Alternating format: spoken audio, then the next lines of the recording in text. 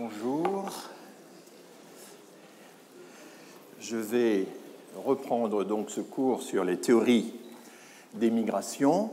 J'ai signalé les problèmes de son, les problèmes de technique, dont certains d'entre vous se sont plaints la semaine dernière, donc je pense que c'est arrangé. Je vais essayer de parler encore plus fort et plus distinctement que jamais, ce qui n'est pas facile, mais bon. Je voulais d'abord, en ouverture de ce cours, vous livrer une référence bibliographique majeure qui traite directement de notre sujet de cette année. Je veux parler de l'anthologie de textes sur la théorie des migrations qui a été publiée il y a quelques années aux éditions de l'INED, l'Institut national d'études démographiques, par Victor Pichet. Alors, j'aurais dû vous en parler il y a quelques leçons déjà. Victor Pichet est l'une des grandes figures de la recherche canadienne sur les migrations, démographe, sociologue. Il a professé la démographie à l'Université de Montréal de 1972 à 2006. Parmi les nombreux étudiants qu'il a formés, par exemple, figure actuellement Chris Beauchemin, le responsable de l'unité Migration internationale et minorités à l'INED. Donc c'est quelqu'un qui a eu un grand rayonnement. Il a pris sa retraite récemment, mais il reste associé à la chaire de droit international de l'université McGill à Montréal et il est très actif dans le monde associatif. Il tient un blog, et en québécois, blog, ça s'écrit B-L-O-G-U-E, pour la version québécoise donc du quotidien Métro. C'est un expert reconnu des migrations en Afrique de l'Ouest, et notamment des migrations circulaires entre le Burkina Faso et la Côte d'Ivoire, et on lui doit également des enquêtes qui ont été vraiment pionnières, des enquêtes d'envergure sur l'intégration des immigrés au Québec, des enquêtes longitudinales qui suivent les migrants en les réinterrogeant à intervalles réguliers. Il a également beaucoup écrit sur la question des statistiques ethniques, sur le rôle des droits humains dans les migrations, mais son apport le plus déterminant, me semble-t-il, c'est d'avoir mis en relief le rôle décisif, mais généralement négligé, des migrations temporaires de travail qui permettent à un pays comme le Canada, qui se veut exemplaire sur le chapitre des droits des migrations, des droits des migrants, qui donc permettent à un pays comme le Canada d'utiliser une main-d'œuvre précaire pour satisfaire la demande persistante des entreprises nationales et multinationales en matière de travail peu qualifié ou non qualifié. Donc il est un des sociologues, art sociologues, à avoir insisté aussi sur le rôle de la migration temporaire, y compris dans des pays comme la France, dans les pays européens. Alors, cette présentation faite, Pichet, donc je vais vous expliquer que Pichet a choisi de réunir dans son recueil les 20 textes fondateurs qui ont, selon lui, donc jalonné la théorie des migrations depuis les années 60, qu'il s'agisse d'articles ou de chapitres d'ouvrages. Il les a répartis en 3 sections. En tête, les théories qui nous intéressent cette année, celles qui explorent les facteurs de la migration. Viennent ensuite les théories qui cherchent à savoir, au fond, si les migrants ont atteint leur objectif, ce qui revient à s'interroger sur les conséquences de la migration et non plus sur les causes. Et puis, en dernier lieu, une section plus limitée traitant des politiques migratoires. Alors, la première section du recueil, celle qui traite des facteurs de la migration, est la plus copieuse. Elle reprend, mais ça, ce n'est pas une surprise, je vous ai dit que c'est un phénomène assez général, elle reprend, grosso modo, la classification des théories dressée en 1993 par Douglas Massey et son comité de l'Union internationale des démographes, une classification que j'ai présentée dans mes premiers cours et dont je vous ai déjà dit combien elle a contribué à structurer la vision que peuvent avoir les sociologues et les démographes sur le sujet. Et donc, on retrouve dans Victor Pichet, dans l'anthologie de Pichet, les textes classiques que j'ai déjà évoqués, de Larry Shostat, 1962, Everett Lee, 1966, Odette Stark, 1985, Saskia Sassen, une des nombreuses versions de Saskia Sassen de 1988, Douglas Massey, 90, tous auteurs dont j'ai l'occasion de vous parler, mais aussi Pichet introduit quelques autres auteurs que j'évoquerai le moment venu. Alors, l'originalité du recueil de Pichet n'est ni dans cette sélection de textes, ni dans le plan suivi. Elle tient d'abord au remarquable chapitre introductif que Pichet a rédigé, qui s'intitule « Les fondements des théories migratoires contemporaines ». Les fondements des théories migratoires contemporaines, et c'est un texte lumineux et pénétrant auquel je ne manquerai pas de me référer. Et puis, bien sûr, la nouveauté de ce travail, c'est que c'est la traduction, c'est le travail de traduction, le fait que la plupart des textes étaient parus aux États-Unis en langue anglaise et ils sont donc traduits ici pour la première fois, à quelques exceptions près. Alors, c'est une question que vous êtes certainement posée et que se pose aussi Pichet. Pourquoi retombe-t-on sur une littérature essentiellement anglophone quand on cherche à identifier les textes fondateurs de la théorie des migrations? L'unique exception figure à la fin du recueil, c'est un texte de Georges Tapinos sur les migrations clandestines, un des rares textes sur la méthodologie d'analyse et les enjeux d'analyse de la migration clandestine.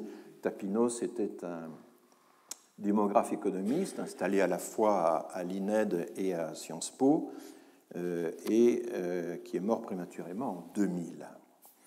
Alors Pichet est conscient du biais anglo-saxon de ses choix. Il déplore lui-même que les références bibliographiques de la grande revue de l'art dressée par Douglas Massey et son comité aient finalement passé sous silence les études menées en Europe et dans d'autres régions du monde. Par exemple, vous ne verrez pas d'article de la Revue internationale des migrations européennes qui est basée à Poitiers, qui est une des grandes revues européennes sur les migrations. Mais finalement, Pichet fait de même. Et il n'a pas retenu, par exemple, dans son anthologie, un auteur comme Abdelmalek Sayad, qui est considéré assez unanimement en France comme non seulement un pionnier des études empiriques sur les migrations, mais aussi l'auteur d'une réflexion approfondie sur la logique des migrations et son déroulement. Donc, Pichet me pardonnera si je dis qu'il assume ses choix avec un mélange de rouerie et de candeur. Car l'argument qu'il met en avant pour se justifier de son biais anglo-saxon effectue une habile mise en abîme. L'étude des migrations, reconnaît-il, est massivement dominée par la recherche américaine, c'est entendu, mais cette domination se comprend précisément à la lumière de l'une des théories qui est examinée dans le livre, une des principales théories, à savoir la théorie des inégalités entre centre et périphérie dans le système monde. Il ne faut pas s'étonner que les productions scientifiques de la périphérie soient, dit-il, complètement absentes des grandes revues et synthèses, surtout celles produites aux États-Unis. Cette production périphérique existe, reconnaît Pichet, mais elle n'est pas reconnue. Elle n'est pas reconnue au centre. Mieux encore, ou pire encore, les auteurs qui écrivent depuis la périphérie ont souvent été formés dans les grandes institutions du centre, mais une fois revenus chez eux, ils se font, dit Pichet, les relais des théories dominantes. Et de fait, nous traduisons les textes américains alors que les Américains nous traduisent très peu. C'est un phénomène général qui a été bien étudié il y a une dizaine d'années déjà par Gisèle Sapiro dans diverses études d'envergure, dont une a été publiée par le CNRS en 2008 sous le titre « Translatio, le marché de la traduction en France à l'heure de la mondialisation ». C'est un paradoxe donc qui mérite d'être souligné. La critique de la domination états-unienne est une grande spécialité états-unienne, du moins dans le monde universitaire. Et des auteurs mondialement reconnus comme un Arjun Appadurai ou une Saskia Sassen sont nés dans des régions périphériques, en l'occurrence Bombay, Buenos Aires, mais sont partis se former au centre, et ce sont les plus riches universités du centre qui ont eu les moyens, mais aussi l'ouverture d'esprit suffisante, de les reconnaître et de leur offrir des postes. Et leur production ne serait pas diffusée à l'échelle mondiale. Je vous ai donné une indication des tirages extraordinaires de Saskia Sassen, par exemple, ne serait pas diffusée à l'échelle mondiale si elle n'était pas publiée par les grands éditeurs universitaires des États-Unis. Et je renvoie à ce sujet à un livre tout à fait intéressant qui vient de paraître, Thomas Brisson, qui a consacré une intéressante monographie à ces cas de figure. Décentrer l'Occident, les intellectuels postcoloniaux, chinois, arabes et indiens et la critique de la modernité. Donc c'est un ouvrage tout à fait passionnant sur le sujet, avec évidemment tous les points de vue possibles, ceux qui évoquent en quelque sorte une trahison des clercs postcoloniaux, ceux qui au contraire, il y a des clercs en question qui revendiquent et assument ce retournement. L'affaire est quand même assez compliquée. Centre-périphérie, il faut toujours se méfier de ces dichotomies simplistes. Ma philosophie personnelle, telle que je l'ai exposée dans la leçon inaugurale, c'est plutôt la philosophie du curseur, ce que Max Weber appelait les transitions flottantes. Et si je devais résumer ma philosophie, elle n'est pas dualiste, mais gradualiste. Les divisions du monde sont fractales, les divisions se subdivisent à leur tour, on sait toujours au centre ou à la périphérie de quelqu'un. Paris est très central en France, mais je vous assure qu'à plus vaste échelle, il existe des domaines où Paris est franchement périphérique. Donc la structure des réseaux, même si elle est fortement polarisée sur quelques nœuds, ne peut pas se réduire à une dichotomie centre-périphérie, c'est autrement plus complexe. Et les villes-mondes elles-mêmes, dont parle Saskia Sassen, sont hiérarchisées, sont profondément divisées, enfin voilà. Alors, en voilà donc assez pour l'instant sur le rappel de l'existence de l'anthologie de Victor Pichet, que je vous invite à considérer. Ça doit être vendu au prix imbattable de 22 € ou quelque chose comme ça, ce qui n'est pas cher pour la richesse du contenu. Je vais maintenant passer dans la série des théories que nous avons examinées à la théorie du capital social, et je vous avais déjà signalé que Massey, dans la petite synthèse que j'avais évoquée, qui date de 1998, une des dernières qu'il a faites sur le sujet, finalement s'attardait le plus longuement sur cette théorie-là, la théorie du capital social, à laquelle Massey se réfère, à laquelle il adhère très fortement. Il en fait grand usage pour décrire non seulement les avantages que les candidats à la migration tirent de leur contact à l'étranger, quand ils évaluent l'opportunité d'un départ, l'opportunité d'un retour ou d'un nouveau départ, mais aussi, au-delà des décisions individuelles, la stratégie du groupe qui conduit finalement à alimenter, à perpétuer à frais réduits la migration. Et l'importance que Massey accorde à la théorie du capital social est telle qu'il en a fait l'une des six grandes théories des migrations. Mais qu'est-ce que le capital social? Et d'où vient cette notion? Alors, Sophie Pontieux, qui travaille actuellement à l'INSEE sur les inégalités, a rédigé il y a quelques années déjà un petit ouvrage sur la question qui fait référence, qui est vraiment excellent. Elle retrace avec finesse les avatars de la notion de capital social depuis les années 60, en s'attardant sur les trois sociologues qui ont chacun leur manière, et vraiment leur manière, défendu et illustré la notion. Il y a James Coleman. Alors là, je vous donne le plan de l'ouvrage de Pontieux, qui est significatif. James Coleman, j'ai rétabli les prénoms. Les contours flous du capital social. James Coleman était un collègue de Gary Becker à l'Université de Chicago. Il est décédé maintenant. Robert Putnam, professeur à Harvard, auteur de plusieurs best-sellers sur le déclin du capital social aux États-Unis et sur la nécessité de le réactiver. La croisade du capital social, c'est un titre bien trouvé. Et puis Pierre Bourdieu, que nul n'a besoin de présenter dans ses murs, et dont la vision du capital social est tout autre. Par la suite, les chercheurs en santé publique, les chercheurs en économie de la santé, en sociologie de la santé, ont abondamment utilisé la notion de capital social pour montrer ou rappeler qu'on était en meilleure santé quand on était bien entouré et qu'on savait à qui s'adresser quand on était malade.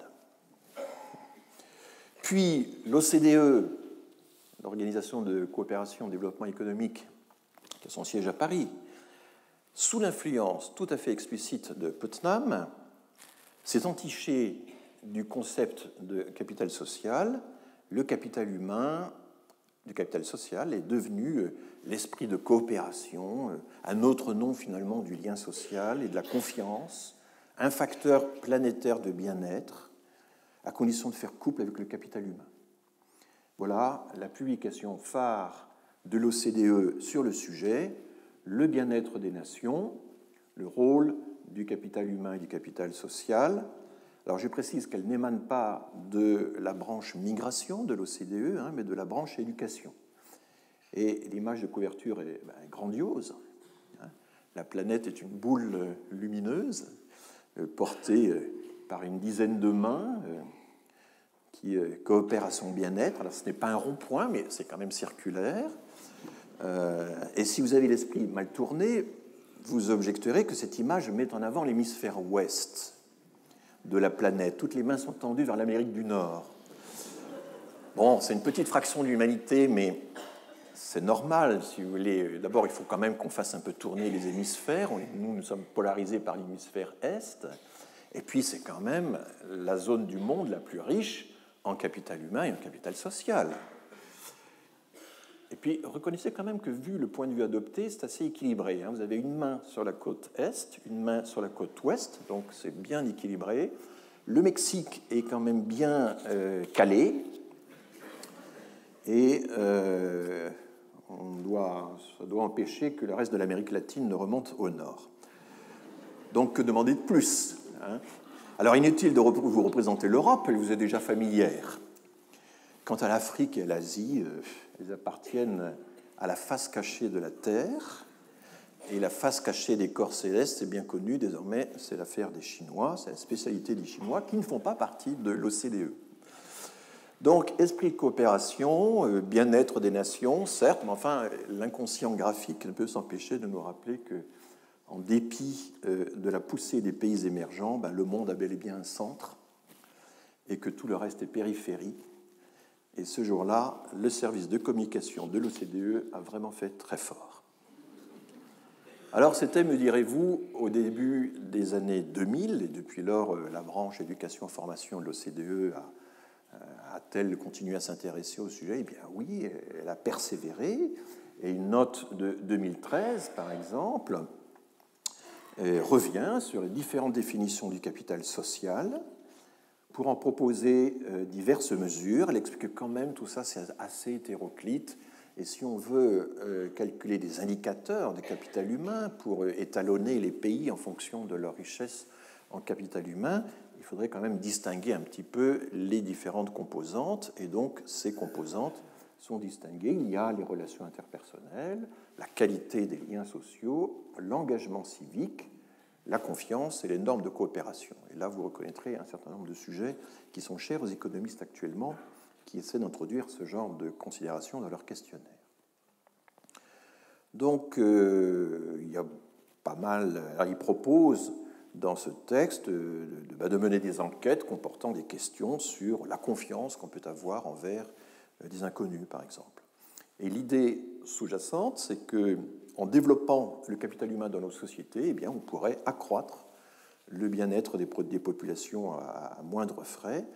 Nos systèmes de protection sociale, alors c'est un sous-thème, ont un coût prohibitif et on pourrait peut-être les remplacer avantageusement par des initiatives individuelles, un esprit de coopération et d'assistance mutuelle, un peu plus d'altruisme, de sollicitude, des associations assurant le care à la place des professionnels rétribués par l'État. Bon, je simplifie à grands traits, mais je frise la caricature, mais il y a quand même beaucoup de cela dans la promotion libérale du capital social.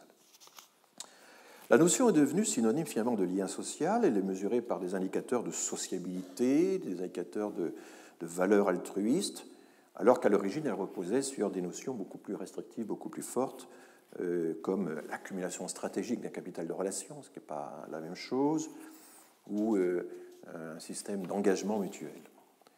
J'ai commencé à vous le dire à la fin du cours de la semaine dernière, le destin de la notion de capital, dans sa variante française comme dans sa variante anglaise, social capital, évoque un peu celui de la notion d'anomie dans les années 30 à 70, auquel Philippe Bénard avait consacré un grand livre en 87. Et l'anomie, c'est un peu le revers du capital social. Au début, il y a un usage précis chez quelques spécialistes. C'était Durkheim qui avait inventé l'anomie. Et puis, un engouement se propage à d'autres disciplines. La notion est mise ensuite à toutes les sauces. Elle obtient un succès mondial, et c'est la phase d'inflation évoquée par Sophie Pontieux dans son livre. Le concept perd en compréhension ce qu'il gagne en extension. Son usage relâché réduit sa pertinence scientifique, c'est la rançon du succès. Et on entre alors dans la phase terminale du cycle. Le concept se banalise, il se démotive, il finit par se diluer dans les discours courants, et bref, pour parler comme Jacques Brel, les concepts, c'est périssable. Ou plutôt, c'est fongible comme des bonbons, ça meurt d'être consommé, et mieux vaut les consommer avec modération. Alors les propos critiques que je tiens ici sont extrêmement modérés, parce que le succès mondial du capital social a suscité des réactions critiques autrement plus virulentes, comme celle, par exemple, de Ben Fine, qui est un économiste à la SOAS. La SOAS, c'est l'école des études orientales et africaines, c'est l'équivalent de l'ANGZO à Londres. Et Ben Fine a écrit un brûlot expliquant, et c'est bien montré sur la couverture, que la théorie du capital social, ça a introduit un chaos innommable dans la répartition des tâches entre les disciplines. C'est du grand n'importe quoi, c'est un peu ça l'argument de ce pamphlet. Et vous voyez le sous-titre, je ne sais pas si vous le voyez, mais « Researcher behaving badly », c'est très moralisant, il fustige le mauvais comportement des chercheurs. On a tout mélangé, y compris dans les organisations internationales comme l'OCDE ou la Banque mondiale, autre grande adepte de la théorie du capital social. Et Fine est économiste. Alors il a ulcéré finalement de voir social accolé à capital. Parce que social, c'est de la sociologie, capital, c'est de l'économie. Et donc l'idée qu'on pourrait en quelque sorte effacer la frontière entre les deux disciplines, avec pour effet finalement plutôt la dilution de l'économie dans la sociologie que l'inverse. C'est un peu ça l'argument de Fine. C'est faire comme si on pouvait fusionner. L'expression même de social capital semble prétendre qu'on peut fusionner économie et sociologie, ou que l'économie à elle seule ne suffirait pas à décrire les phénomènes qu'on prétend décrire ici. Alors évidemment, cette division des disciplines, c'est un enjeu très fort, c'est une question existentielle pour pas mal de chercheurs. Moi, je ne vais pas dans cette direction-là. Je pense qu'on peut se livrer à une analyse critique de ces concepts attrape-tout, tout en jugeant quand même opportun les efforts pour transcender certaines barrières disciplinaires. Essayons de suivre plus précisément la fortune du concept de capital social au fil des décennies dans la production écrite de langue anglaise et de langue française. On dispose pour cela d'un outil de dégrossissage qui est intéressant, que j'ai eu l'occasion d'utiliser l'an dernier dans mon cours sur le vocabulaire de la migration. C'est la base de données Ngram Viewer, qui est construite à partir des millions d'ouvrages scannés par Google, ouvrages publiés du XVIIe siècle à nos jours, dans plusieurs corpus, anglais-britannique, anglais-américain, français, allemand, espagnol, italien, russe, chinois et hébreu. C'est un outil absolument extraordinaire qui est libre d'accès et qui vous permet, en quelques secondes, de tracer le graphique de la fréquence relative des expressions de 1 jusqu'à 5 mots, qui est tout à fait excellent. Et dans le cas de la France, c'est vraiment bon à partir de 1730, ce qui permet d'inclure tout le vocabulaire, tout le remaniement fantastique du vocabulaire politique et social par la Révolution française. La Révolution française a évidemment été l'occasion d'une grande fabrication de néologismes, de nouveaux termes. Ne serait-ce que le mot révolution pris dans un sens nouveau.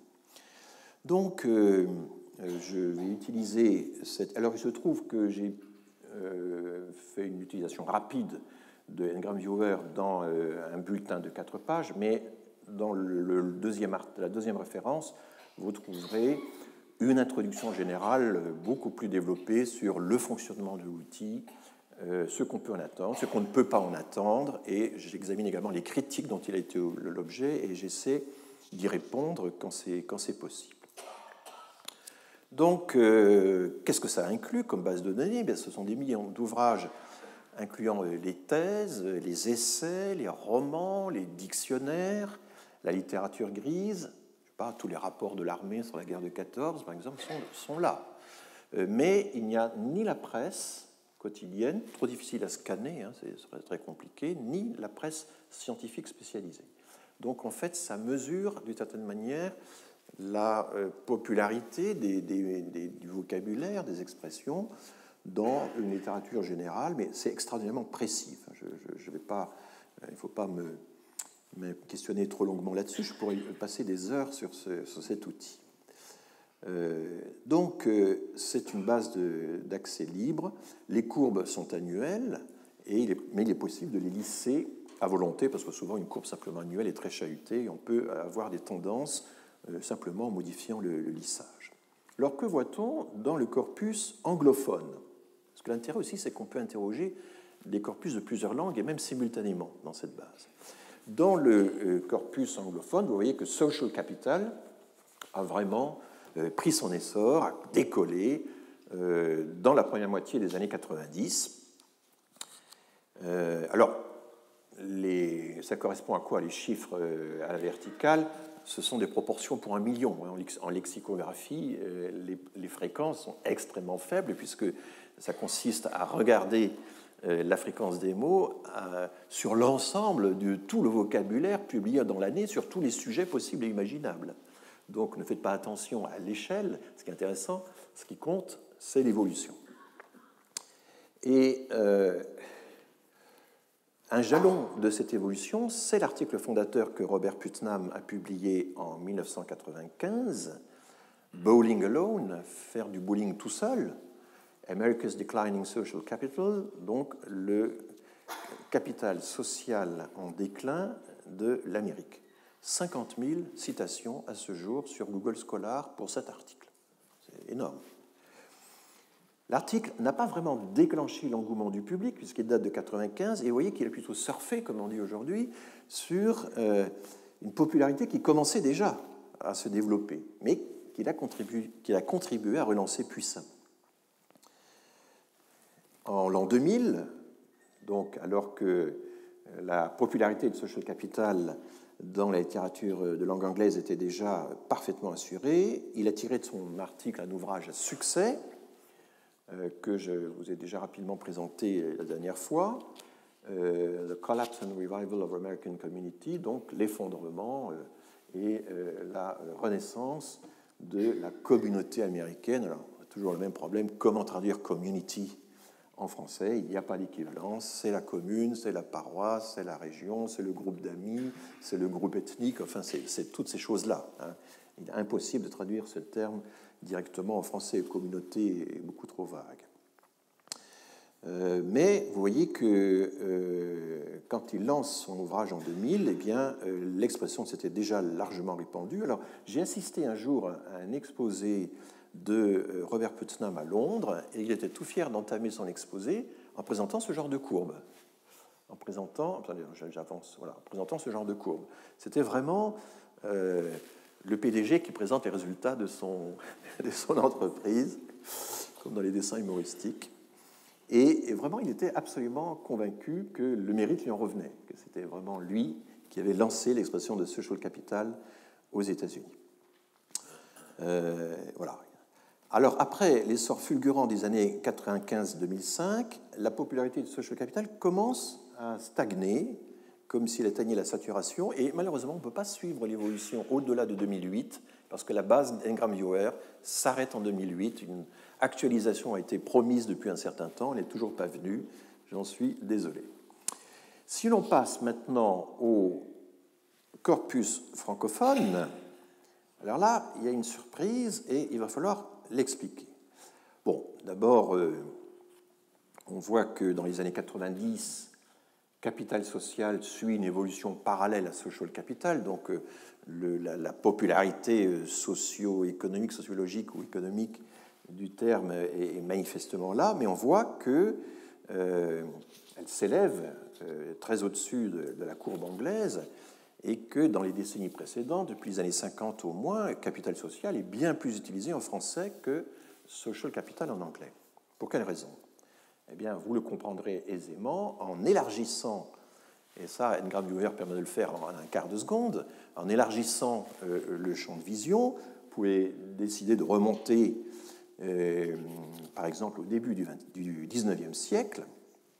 Vous pouvez en complément effectuer des recherches sur Google Books pour essayer de comprendre à quoi correspondent les ouvrages ou les références de cette période. Et là, vous comprenez qu'en fait, la réponse est simple. Capital social, en français, c'est d'abord, et depuis la Restauration, depuis la monarchie de Juillet, c'est une expression du droit des affaires, du droit des sociétés. Le capital social, c'est le capital de départ d'une société qui est formé des apports en numéraire, des apports en nature, de plusieurs partenaires, de plusieurs sociétaires qui veulent répartir les risques en s'associant. Donc la société en question, ce n'est pas la société des sociologues, c'est la bonne vieille societas romaine, du droit romain, c'est le concours de quelques parties prenantes qui décident de partager les risques donc en réunissant un capital commun. Et socius, en latin classique, je rappelle, c'est l'allié, c'est le partenaire. La guerre sociale, c'était la guerre de Rome contre ses alliés. Bon, il y a comme ça, le mot en français, il a disparu. On a associé, on a plus socié. Ça c'est des quantités de dérivations. Souchon, par exemple, c'était le compagnon, l'associé, qui vient directement de socius, mais le mot a disparu. En roumain, soț, c'est le conjoint. C'est le mot normal pour le conjoint, par exemple. Donc, socius a donné des sens très variés. Bon, je ne prolonge pas. Donc, la courbe tracée par Ngram-Viewer dans le corpus francophone additionne évidemment deux acceptions de l'expression capital social, une acception juridique fort ancienne qui correspond à une lame de fond et une acception sociologique plus récente qui agite la vague en surface. Et là, ce sont les sociologues qui ont sévi. Alors, il vaut la peine de suivre la fortune lexicographique des autres espèces de capital introduites par Bourdieu dans son système. La sociologie de Bourdieu, c'est un système.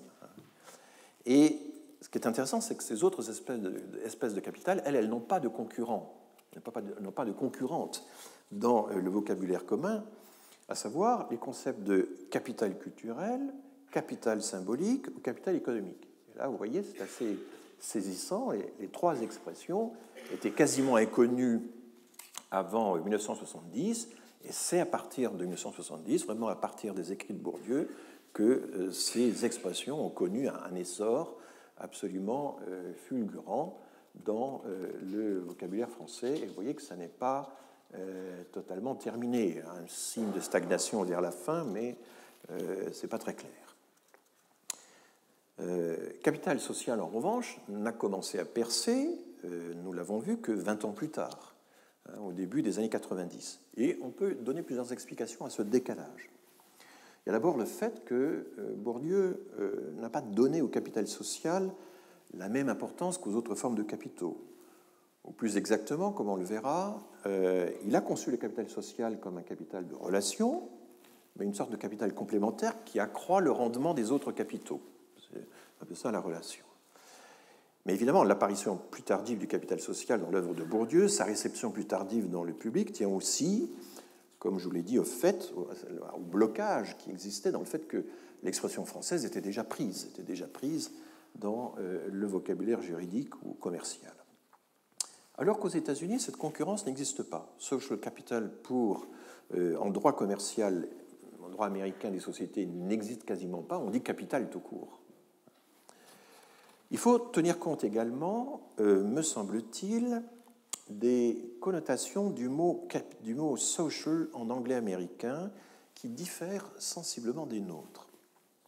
Alors certes, on trouve dans les deux langues certains usages de social qui sont tout à fait parallèles. Là, par exemple, c'est assez intéressant de voir que social structure et structure sociale ont une évolution assez parallèle dans les corpus anglophones et francophones. Ça culmine dans les années 70, ça s'effondre ensuite, et ça, c'est tout le destin des théories macro-sociologiques qui ont fleuri, où néo-marxistes qui ont fleuri dans les années 70 et qui ont pris du plomb dans l'aile depuis. Donc là, oui, vous avez un parallélisme. Mais quand on regarde d'autres usages, comme par exemple le social dans politique sociale, social policy, politique sociale, alors là, d'abord, il faut séparer le corpus britannique du corpus américain. Car pour les Anglais, la politique sociale, c'est quelque chose d'important. Pour les Américains, beaucoup moins, comme vous le savez. Et la France a anticipé et voilà, se retrouve à peu près au niveau britannique. Donc là, vous voyez qu'aux États-Unis, l'usage de social dans politique sociale, social policy, est beaucoup moins fréquent qu'il ne l'est en France ou en Grande-Bretagne. Et ceci compte évidemment dans la connotation générale du terme quand on veut comparer les langues, essayer de comprendre ce que veulent dire les mots qui ont l'air pourtant universels a priori. Donc, dans le domaine... Alors, par rapport aux Français, si vous voulez, au fond, ce qui est important, c'est que social et ses dérivés en anglais évoquent finalement considérablement le domaine de la sociabilité. Qu'est-ce que vous faites le week-end? We socialize. Dit-on couramment aux États-Unis. Vous n'avez pas imaginé les Français qui vous diraient nous socialisons. En fait, c'est une façon tout à fait ordinaire de dire le week-end, nous sortons, nous allons voir des amis, de la famille, discutons avec des gens, we socialize. Et la société dont il est question, dans ce dérivé de social, c'est pas la société en général, c'est la petite société, c'est celle du jeu de société, c'est celle des talents de société, qui est restée en français dans quelques expressions toutes faites un peu vieillies. C'est la société définie en 1690 dans le dictionnaire de Furetière. Société, toute compagnie de personnes qui s'assemblent habituellement pour le jeu, la conversation, etc. Alors, à quel moment la langue française va-t-elle développer le concept pour arriver à la notion englobante de société, à ce qui deviendra la société des sociologues? Eh bien, c'est au cours du XVIIIe siècle, et par transitions successives, à travers le développement de formules intermédiaires comme fuir la société de ses semblables. Puis peu à peu, ça devient fuir la société tout court. Se retirer de la société, et toutes les formules qui ont commencé à dissocier l'individu de la société. Rousseau est typique pour ça, quand il évoque sa retraite dans la nature. Il va se promener à Charonne parce qu'il ne peut plus supporter les intellectuels parisiens. Et Charonne, à l'époque, c'est un petit village où il y a de la vigne, et puis on peut boire un coup et oublier ses soucis. Et dans les rêveries du promeneur solitaire, vous avez des phrases du genre « Alors, me réfugiant dans les bras de la mère commune, j'ai cherché à me soustraire aux atteintes de ses enfants, je suis devenu solitaire, comme ils disent, insociable et misanthrope, parce que la plus parfaite solitude me paraît préférable à la société des méchants. » Donc, tout au long du XVIIIe siècle, les deux acceptions de société coexisteront, au point que Helvétius, par exemple, dans son grand traité de l'esprit, 1758, éprouve le besoin de distinguer explicitement la petite société de la grande société. Les petites sociétés et la grande société. Et au XIXe siècle, c'est finalement l'acception sociologique de la société comme totalité englobante qui deviendra prépondérante dans la terminologie française, et l'évolution sémantique de l'adjectif social ira dans le même sens, sous la double influence de la sociologie d'une part et des politiques sociales de l'autre, et ceci à un degré bien plus fort qu'aux États-Unis, où la société au sens de compagnie, de travail, de fréquentation, restera beaucoup plus prégnante. Et il n'est pas étonnant que, fidèles à ce registre, les Américains aient parlé avant nous de social networks, de réseaux sociaux, pour qualifier des applications permettant de faciliter la sociabilité quotidienne. Ils l'ont fait plus spontanément et plus rapidement que les Français, en gros avec 12 ans d'avance, quand on regarde le témoignage de l'application Ngram Viewer. Un réseau social n'a pas de préoccupation sociale, c'est un réseau de sociabilité. Mais nous sommes habitués aujourd'hui à cette appellation, venue d'outre-Atlantique, mais enfin, je me souviens que quand elle avait commencé à percer dans les années 90, avant de prendre la forme que l'on sait dans des applications informatiques de diffusion massive, eh bien, les Français trouvaient un peu étrange d'appeler sociaux ces réseaux, de parler de réseaux sociaux. Il fallait expliquer l'expression aux profanes. Voilà, vous me pardonnerez, j'espère, cet excursus d'archéologie linguistique comparée. Je l'ai mené de façon expéditive et même cavalière, parce qu'il est clair que de véritables recherches en sociolinguistique historique mériteraient d'être poursuivies par des experts plus qualifiés, plus rigoureux que moi et non moins curieux. Tout ceci pour dire que social, dans l'expression anglaise social capital, évoque spontanément l'entretien ordinaire des relations ordinaires, l'entretien normal du lien social, la sociabilité.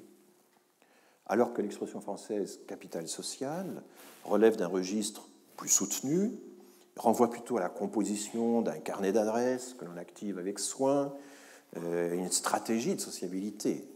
Il y a dans le capital social au sens de Bourdieu des connotations mondaines très marquées et qui n'apparaissent guère dans la version américaine du concept, et en particulier quand elle s'applique aux migrants.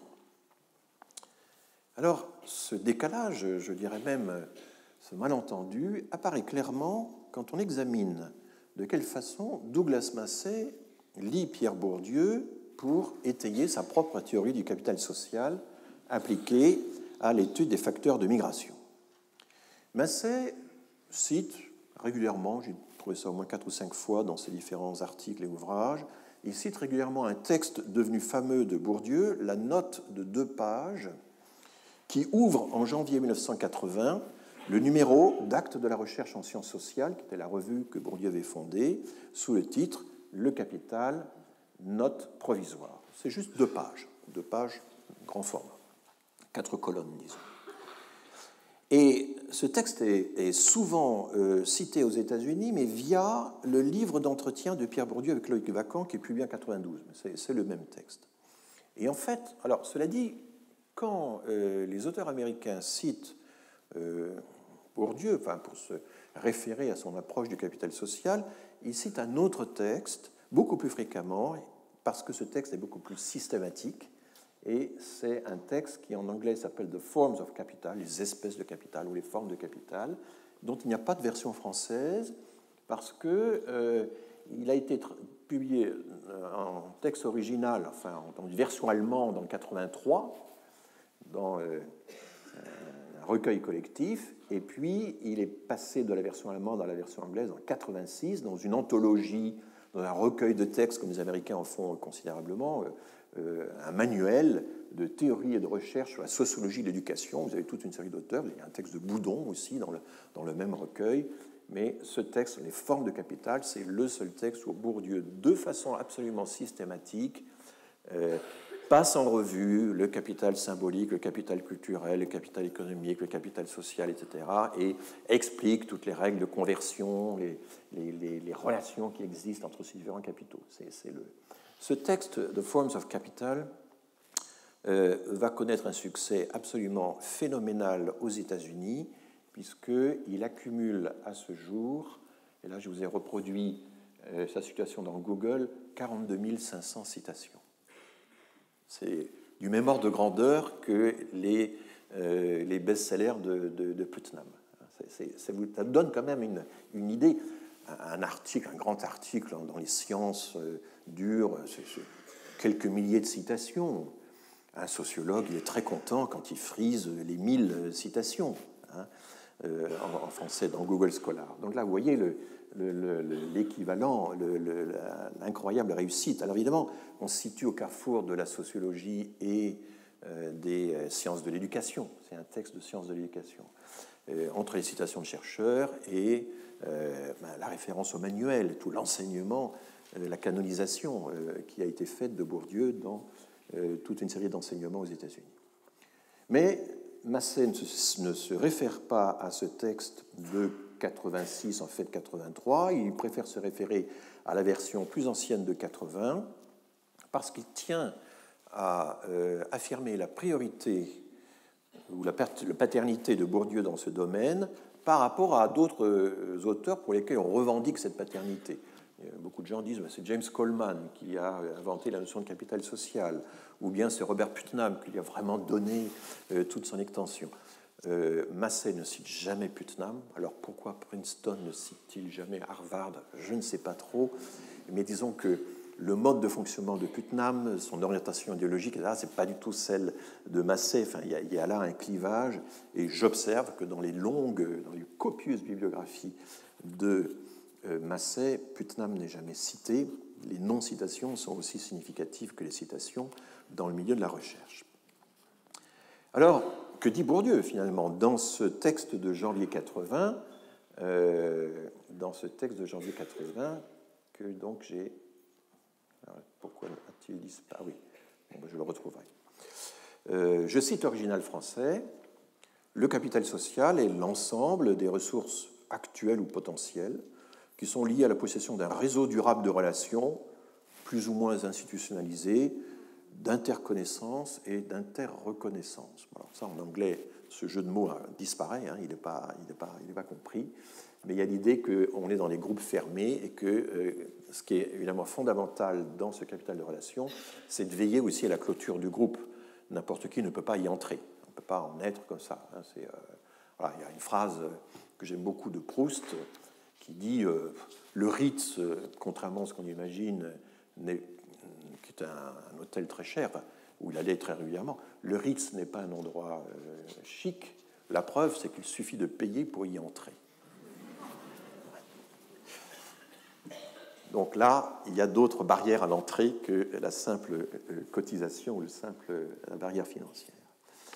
Et la suite de la phrase de Bourdieu est moins souvent citée, mais elle est plus intéressante, parce que c'est un peu banal de dire que le capital social, c'est un réseau de relations, qu'on se connaît, on se reconnaît. Bon. En d'autres termes, un réseau, donc un capital lié...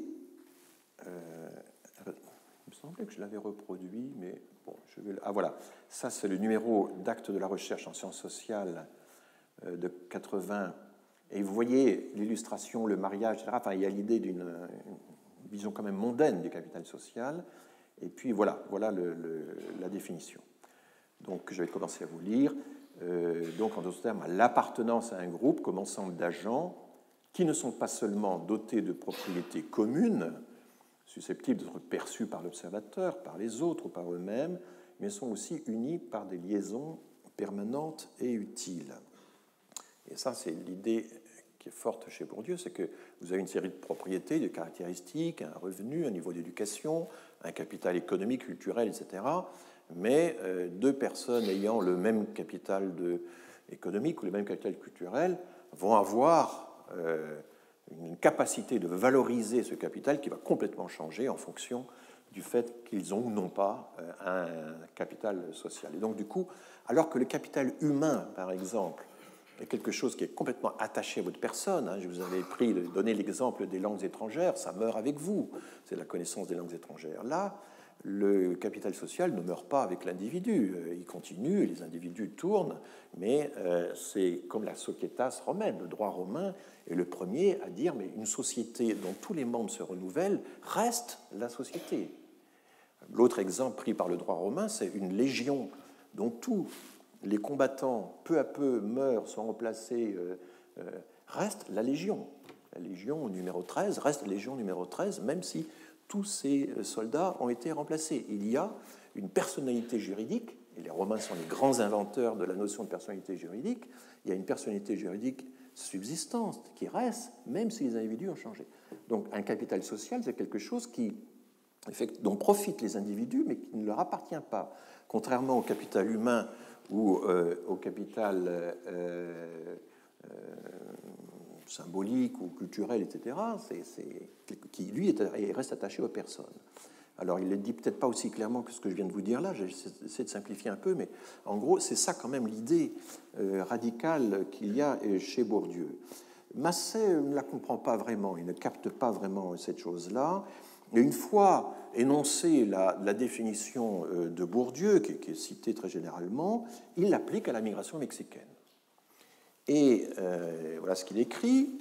Parmi les personnes qui envisagent de partir pour les États-Unis, les liens avec les migrants actuels ou passés, les liens, ties, représentent un atout social de valeur, a valuable social asset, car ils peuvent être utilisés pour acquérir des informations et une aide qui réduisent les coûts et les risques d'une entrée aux États-Unis et augmentent les chances d'y trouver un emploi. Voilà donc la définition, l'application que Massey fait de la notion de capital humain au cas du migrant mexicain. Et alors, comment Massey met-il en œuvre cette définition dans le cadre de son observatoire de la migration mexicaine? Au fond, quand on est sur le terrain face à des migrants réels ou potentiels, que fait-on concrètement pour activer ces jolis concepts? Eh bien, un questionnaire digne de ce nom ne peut pas se contenter de poser directement aux personnes les questions de recherche qu'on se pose. Et il y a une transposition à faire. Et ça, c'est toute la difficulté de l'art du questionnaire. Il faut opérationnaliser la théorie en passant par des formulations intermédiaires. Mais pour ce faire, Massey opère une singulière réduction. Il limite ces questions au cercle étroit des proches parents des personnes interrogées, et les questions qu'il pose sont extrêmement simples. C'est: votre père a-t-il déjà émigré? Ou votre mère a-t-elle déjà émigré? Combien avez-vous de frères et sœurs ayant émigré? Voilà les questions qu'il pose. Et il ajoute à cela un indicateur, alors qu'il se situe à un autre niveau, un indicateur supra-individuel qui caractérise la communauté villageoise d'appartenance, le pourcentage de la population des 15 ans ou plus qui ont déjà migré. Et en l'occurrence, dans l'observatoire du Mexican Migration Project, le grand observatoire des migrations mexicaines mis sur pied par Massey pendant des décennies, eh bien, en gros, 12% des localités qu'il avait introduites dans son observatoire, 12% de la population adulte dans ces communes ont déjà migré. Donc c'est pas un taux très fort, parce qu'au début, il avait commencé à monter son observatoire dans la région du nord-ouest du Mexique, qui était celle qui migrait le plus aux États-Unis, puis peu à peu, il a essayé d'étendre son observatoire à l'ensemble du pays pour que ce soit représentatif. Et du coup, sur la base de ces questions, il distingue deux niveaux de capital social. Un, le fait que votre père, votre mère, votre frère, votre sœur ait déjà migré aux États-Unis. Et deux, le fait que votre conjoint ou vos enfants aient déjà migré. Ou encore, lorsqu'il s'agit d'expliquer un second départ vers les États-Unis, après une période de retour, le fait d'avoir déjà un enfant né aux États-Unis. Voilà les questions qui permettent à Massey d'opérationnaliser le capital. Alors il l'appelle, on aurait affaire dans le premier cas à un capital social général, dans le second un capital social spécifique, migration specific. C'est une distinction un peu étrange parce qu'en fait, dans les deux cas de figure, on a la migration d'un membre de la famille nucléaire, la seule différence étant qu'il s'agit de la famille nucléaire d'origine dans le premier cas, de la famille nucléaire actuelle dans le second cas, mais enfin, c'est la seule différence. Et en somme, là, on est un peu évidemment dépité par rapport à toutes ces élaborations théoriques. Ce que saisit Massey de cette façon, sous couleur de capital social, c'est le regroupement familial, tout simplement. C'est le fait d'avoir un membre de sa famille proche qui a déjà migré et qui, par conséquent, pourra vous donner à coût réduit des informations sur les perspectives d'emploi et de logement dans la zone de destination. Alors, il y a plusieurs remarques là-dessus et plusieurs critiques ont été faites. C'est quand même une façon un peu étrange de traiter la question classique du précédent familial. C'est un problème qu'on rencontre chaque fois qu'on fait des enquêtes. On interroge à un niveau individuel, puis ensuite on s'aperçoit qu'il y a un problème collectif derrière et qu'il faudrait pousser l'interrogation plus loin. Je songe à ma propre expérience d'une enquête que j'ai faite autrefois sur l'éducation, sur les investissements familiaux dans l'éducation pour l'INSEE, et il y avait notamment la question du choix de l'école. Donc pourquoi êtes-vous entré dans cette école?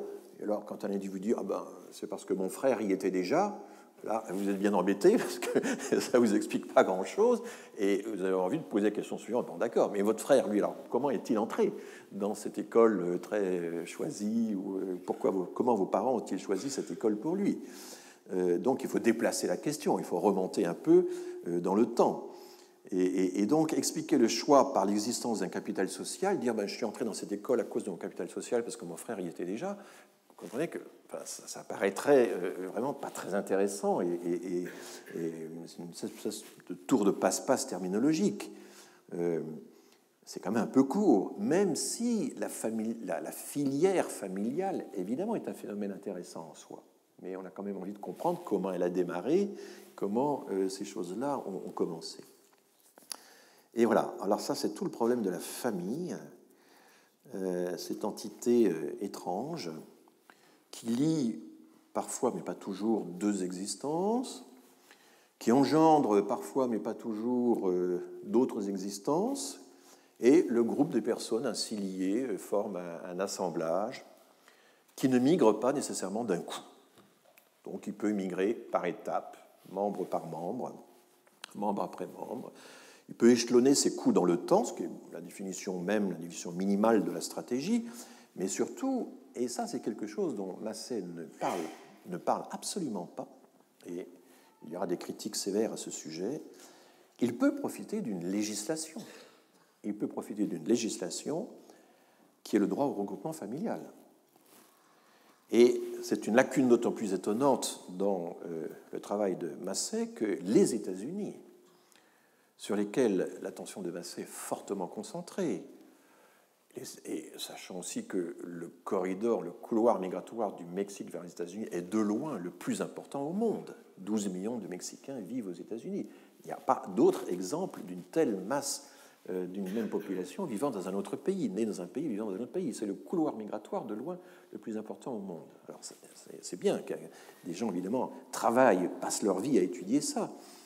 Mais en même temps, les États-Unis, c'est aussi, de toutes les démocraties libérales, réceptrices de flux migratoires, c'est de loin celle qui compte la plus grande part de migration familiale. Et je vous ai déjà montré, et je le remonte parce qu'il est fondamental, ce schéma qui est la distribution des titres de séjour dans les les pays occidentaux, disons, qui sont une partie des pays occidentaux qui sont affiliés à l'OCDE. Et je vous avais déjà expliqué que la caractéristique des États-Unis, qui sont ici, donc la quatrième barre, c'est que 65% des migrants qui entrent chaque année aux États-Unis, les 2/3, le font au titre du regroupement familial. Et quand vous donnez à toutes ces barres une épaisseur qui est proportionnelle aux effectifs, vous voyez à quel point la masse du regroupement familial aux États-Unis, 680 000 personnes dans le monde chaque année entrent aux États-Unis au titre du regroupement familial. Et ça domine tout le paysage des pays occidentaux récepteurs de migration. C'est vraiment considérable. La France a également une proportion élevée de regroupement familial, on le voit plus bas, l'Allemagne beaucoup moins, et ce qui sépare les pays, ça j'ai déjà eu l'occasion de vous le dire, c'est qu'un certain nombre de pays, c'est la zone grise, eh bien, profitent des accords de libre circulation au sein de l'Union européenne, et là, le grand pays qui, en proportion et en masse, attire le plus de migrants eux-mêmes issus de l'Union européenne, c'est l'Allemagne, pays attractif évidemment, et qui en proportion attire 2 fois plus de libre circulation que la France, qui elle aussi, alors en Europe, le grand pays de l'immigration familiale, du regroupement familial, c'est la France. Et je vous avais dit qu'il y a 2 composantes, le droit des Français à épouser une étrangère ou un étranger, et le droit des étrangers à être rejoints par le conjoint ou les enfants. Et donc, évidemment, il faut essayer d'expliquer toute cette répartition extrêmement inégale des titres de séjour à travers les pays occidentaux. La zone verte est également très intéressante, c'est tout ce qui est humanitaire. Vous voyez que l'Allemagne, au seuil de la crise de 2015, on est encore au début, elle va accroître encore sa part dans les années qui vont suivre, est un des grands pays d'accueil de la migration de refuge. Les États-Unis en masse, c'est pas mal, mais proportionnellement, c'est peu. et la France, à côté, a des effectifs des proportions beaucoup plus modestes. Le record mondial étant détenu par la Norvège, qui est au milieu du tableau et qui est à peu près un tiers de ces migrants au titre du refuge. Une des grandes difficultés de ce schéma, c'est de se dire, mais enfin, tous ces pays-là relèvent du même droit international, sont censés souscrire aux mêmes conventions internationales et finalement ont des résultats, en quelque sorte, des résultats complètement différents dans la répartition des migrants. Il y a le Canada, l'Australie et la Nouvelle-Zélande qui pratiquent la sélection des migrants, et c'est une vraie politique migratoire avec, on peut revenir au pourcentage, 28-29% de migrants directement sélectionnés, et aussitôt les familles prises avec en même temps. Donc plus de 50% de la migration dans ces pays-là, c'est de la migration sélectionnée avec leurs familles. Le regroupement familial ex post existe aussi, mais il est nettement moindre. Alors que les États-Unis, vous voyez, par opposition au Canada, les États-Unis n'ont pas d'autre politique migratoire qu'une politique, finalement, de mise en œuvre du regroupement familial, avec un peu de migration sélective, un petit peu de refuge, mais c'est tout.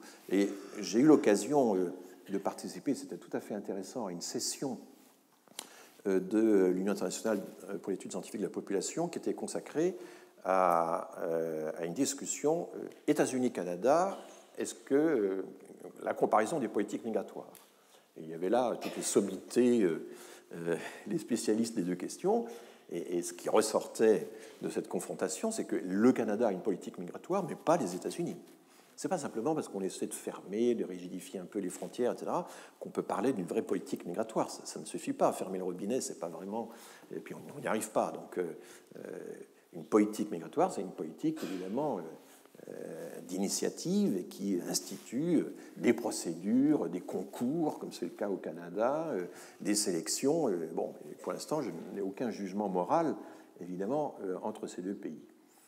Voilà, donc, du coup, quand on s'intéresse à la question du regroupement familial aux États-Unis, il y a un gros problème se pose.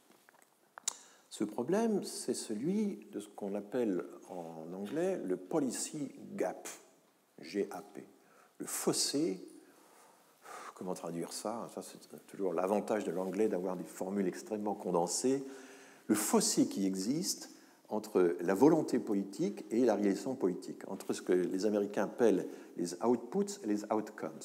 Les outputs, ce sont les règles, les règlements, les discours, tout ce qu'affiche une politique migratoire en termes d'action dans le débat public, dans le discours public. Ça peut aller jusqu'à une législation. Et puis les outcomes, c'est ce que je vous montre là, c'est ce qui en est vraiment de la réalité des flux, de leur distribution, de la façon dont tout ça se répartit entre les pays.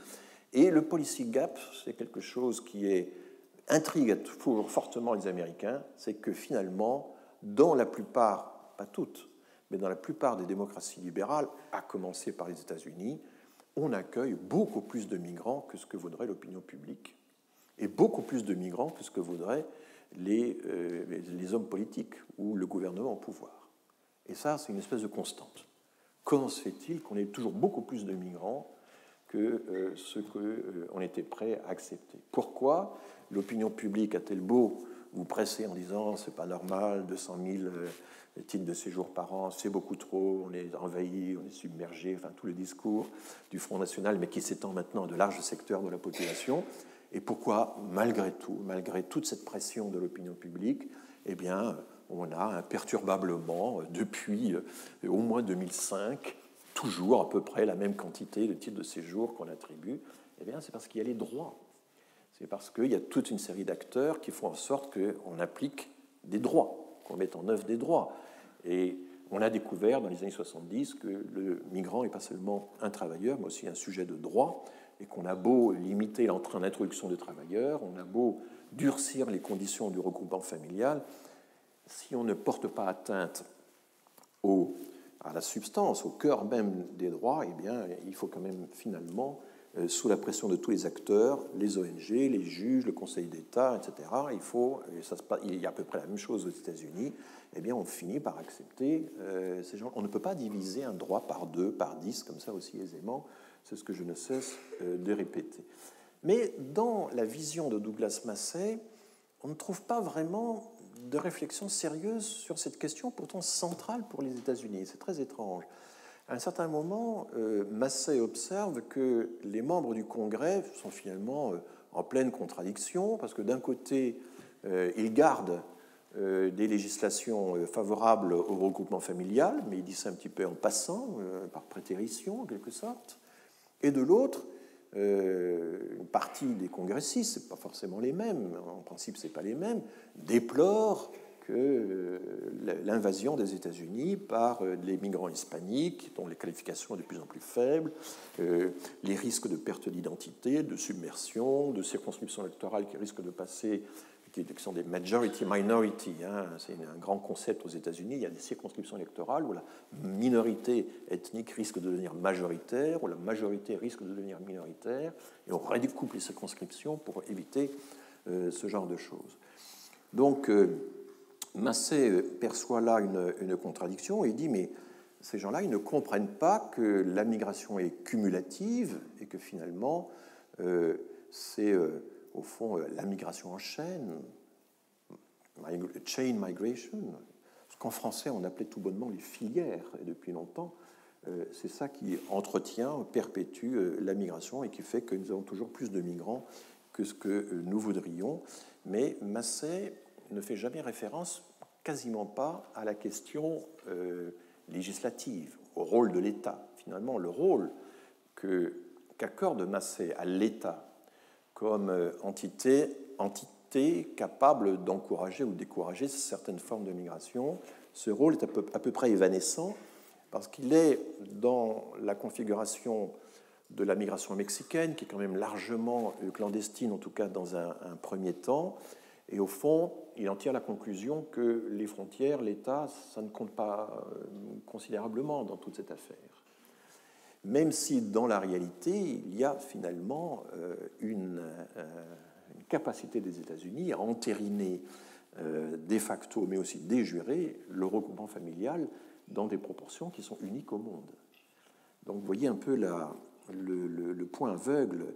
Il ne parle pas ou seulement en passant du versant rights-based, ce qui se fonde sur les droits, le versant juridique des politiques migratoires. Et il voit dans la façon qu'ont les migrants de jouer de leur capital social, c'est-à-dire pour l'essentiel de s'appuyer sur les membres de leur famille déjà installés sur place, une force en soi qui va déjouer les politiques de fermeture des frontières. Or, en fait, évidemment, c'est beaucoup plus compliqué. Et l'auteur qui va critiquer de façon vraiment pertinente et précise, pas du tout de façon agressive d'ailleurs, Douglas Massey sur ce point, c'est James Holyfield dans son recueil Migration Theory, sachant qu'Holyfield n'est pas un sociologue qui monte des observatoires, c'est pas un observateur de terrain, c'est un spécialiste de sciences politiques, mais qui évidemment, du coup, par nature, est amené à marquer le rôle des États dans la gestion nationale et internationale des migrations, et par conséquent dans le fait d'encourager ou pas certaines formes de migration. Alors nous allons faire une pause et nous reprendrons dans 10 minutes. Voilà, nous allons reprendre. Là, je vous présente extrait d'un article de Douglas Massey. C'est le grand article, en fait, dans lequel il essaie de mettre à l'épreuve les différentes théories qui existent sur les facteurs de migration. Il les met à l'épreuve sur son observatoire mexicain. Je rappelle que c'était plusieurs dizaines de milliers de personnes, c'était quand même assez solide. Et il essaie notamment d'introduire des indicateurs de capital humain. Mais il y a aussi, dans le même article, des indicateurs qui pourraient valider la théorie néoclassique, la connaissance de l'écart des salaires entre le pays de départ et le pays d'arrivée. Il y a toute une série d'autres indicateurs. Enfin, il essaie de mettre... Mais ça, je vous en parlerai dans un cours postérieur, comment effectivement ce que donne finalement l'épreuve empirique, la vérification scientifique, quand on a des observateurs de la migration, est-ce qu'on arrive à démontrer qu'entre ces 6 grandes théories qui ont été énumérées là, il y en a une qui marcherait mieux que d'autres, que certaines seraient davantage vérifiées sur le terrain que d'autres? Suspense, suspense, je vous le présenterai seulement plus tard. Là, je vous montre simplement comment Massey énumère finalement les indicateurs qui sont des indicateurs de capital humain, donc finalement d'éducation ou d'expérience professionnelle d'une part, et puis ensuite, deuxième partie de la planche, le capital social. Pour le capital humain, il y a l'expérience et professionnelle et l'éducation, et il mesure ça par le nombre d'années qu'on a déjà passé, le nombre d'années d'éducation, le niveau d'instruction, si vous voulez. Et puis, il distingue à chaque fois, pour tous ces indicateurs, quelque chose qui est assez général et quelque chose qui serait plus spécifique, qui serait lié à la migration. Ce qui est général, c'est les qualifications professionnelles qu'on a, les années d'éducation. Et puis, ce qui est propre à la migration, pour le capital humain, c'est est-ce qu'on a déjà accumulé de l'expérience professionnelle aux États-Unis? Est-ce qu'on est en train d'effectuer un voyage aux États-Unis? Combien de voyages aux États-Unis a-t-on déjà fait, etc. Donc, c'est ça qui serait spécifique à l'immigration. Quand on passe au capital social, on découvre donc ce que je vous ai dit, expliqué. Alors, c'est télégraphique comme style, mais un de vos parents, père ou mère, parent, est émigré aux États-Unis. Le nombre de siblings, ce sont les frères et sœurs de la fratrie, nombre de frères ou sœurs qui sont émigrés aux États-Unis, pourcentage de migrants aux États-Unis dans l'ensemble de la communauté, c'est ce que je vous indiquais, en moyenne c'est 12% dans l'observatoire de Massey, et puis il distingue ensuite un capital social qui est spécifique à la migration, c'est-à-dire en fait, mais là la distinction n'est pas aussi claire que dans la première partie du tableau. Est-ce que vous avez déjà une épouse, un conjoint qui a immigré aux États-Unis? Là, c'est dans le questionnaire aux hommes.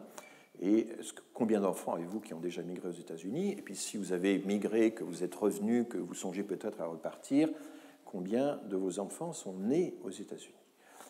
Donc, vous voyez, c'est vraiment, au fond, cette définition du capital social est très concentrée, finalement, sur... Et là, on est à des années-lumière du capital social de Bourdieu. Bien que Massey se réfère à Bourdieu à l'entrée de son article. Chez Bourdieu, en effet, le capital social, c'est une forme de domination. C'est un facteur d'inégalité.